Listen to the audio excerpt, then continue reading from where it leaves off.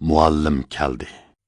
Anglayli, odam har qanday bir ishga butun vujudini bermak lozim.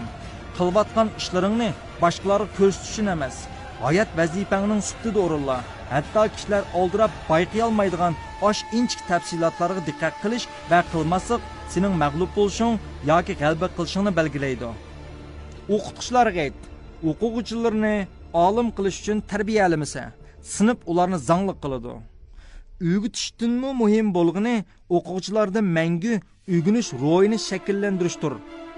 O'qituvchining saposi bo'lsa, bolalarga nimandaq tushunmaydigansizlar deyish orqali emas, balki o'ziga ajab tushuntira olmayman-ku deyish bilan o'lchindi. O'quvchilarga ayt, kitoblarni jinidan aziz, muallimlarni ota-onasidanmi ulug', sinflarni oilasidanmi illiq ko'ra olmasa, partiyalar ularni zangli qiladi. Yaramliq o'quvchi bo'lsa, men bilolmadim deyish bilan emas, balki hozircha bilolmadim deyish bilan o'lchindi. Navoiylarga ayt, nonlarni o'zi yeyish uchun yiqib, ondan boshqalarga sotsin. Unda qilolmasa, tonurlar g'azablandi. Yozuvchilarga ayt, qalamlari arzon, xatlari sat bo'lsa-mu, yurikini yozsin. Unda qilolmasa, ular siyohlar qog'ozlarni isrof qilg'uchiga aylanib qoladi.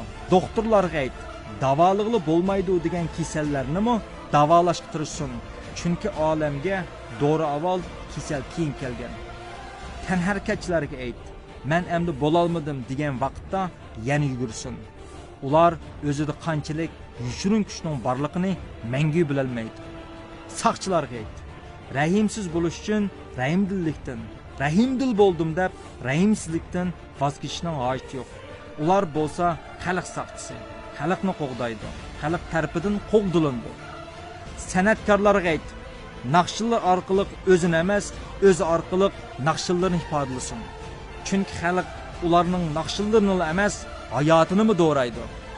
O'zingga ayt, qaysar bo'l, men seni so'yman.